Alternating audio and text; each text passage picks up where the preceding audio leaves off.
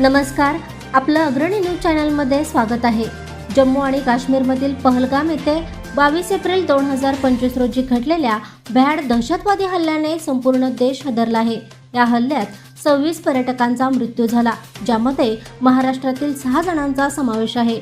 या क्रूर घटनेचा निषेध करण्यासाठी आणि मृतांना श्रद्धांजली अर्पण करण्यासाठी विटा येथील छत्रपती शिवाजी महाराज चौकात सर्व जाती धर्माच्या नागरिकांनी एकत्र येऊन शांततापूर्ण निषेध व्यक्त केला।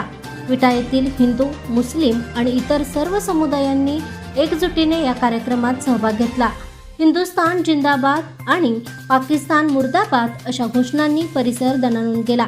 उपस्थितांनी दहशतवाद्यांच्या या कृत्याचा तीव्र निषेध व्यक्त केला आणि पाकिस्तानावर दहशतवाद्यांना पाठबळ देण्याचा आरोप करत कठोर कारवाईची मागणी केली आहे।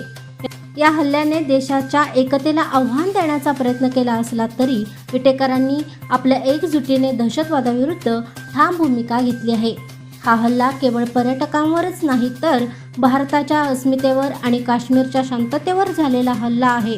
अशा भ्याड कृत्यांना आम्ही कधीही थारा देणार नाही, असे एका स्थानिक नागरिकांनी सांगितले। तसेच विटा येथील सर्व धर्मीय नागरिकांनी एकत्र येऊन दहशतवादाविरुद्ध आवाज उठवला आहे। आम्ही सरकारला विनंती करतो की या हल्ल्याच्या मुळापर्यंत जाऊन दोषींना कठोर शिक्षा द्यावी, अशी भावना व्यक्त केली। पहलगाममधील बैसारण मेढो येथे दहशतवाद्यांनी अंधाधुंद गोळीबार करून 26 पर्यटकांना ठार केले। या हल्ल्याची जबाबदारी द रेजिस्टन्स फ्रंट या लष्कर-ए-तैयबाशी संबंधित दहशतवादी संघटनेने घेतली आहे।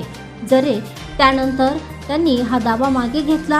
हल्लेखोरांनी पुरुष पर्यटकांना त्यांच्या धर्माची विचारणा करून गोळ्या घातल्या, ज्यामुळे ही घटना अधिकच भयावह ठरली आहे। विटा येथील छत्रपती शिवाजी महाराज चौकात जमलेल्या नागरिकांनी मृतांच्या आत्म्यास शांती मिळावी यासाठी मौन पाळले आणि श्रद्धांजली अर्पण केली। सर्व पक्षीय नेते, सामाजिक कार्यकर्ते आणि स्थानिक नागरिकांनी या सभेत निषेध व्यक्त केला। हा हल्ला काश्मीरियत आणि भारताच्या एकतेवर आघात आहे।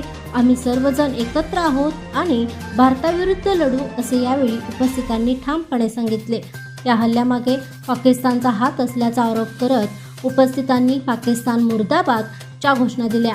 पाकिस्तानने दहशतवाद्यांना आश्रय देणे बंद करावे, अन्यथा भारताकडून कठोर प्रत्युत्तर मिळेल, अशी भावना व्यक्त करण्यात आली।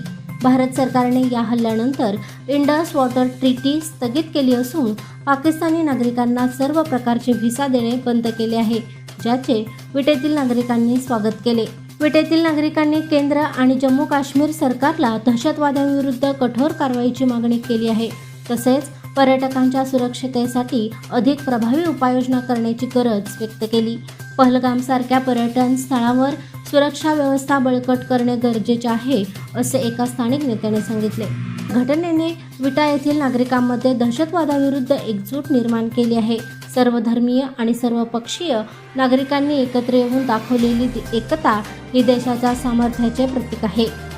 तुम्हाला हा व्हिडिओ कसा वाटला आम्हाला कमेंट बॉक्समध्ये नक्की कळवा आणि अग्रणी न्यूज चॅनलला लाईक, शेअर आणि सबस्क्राईब करा।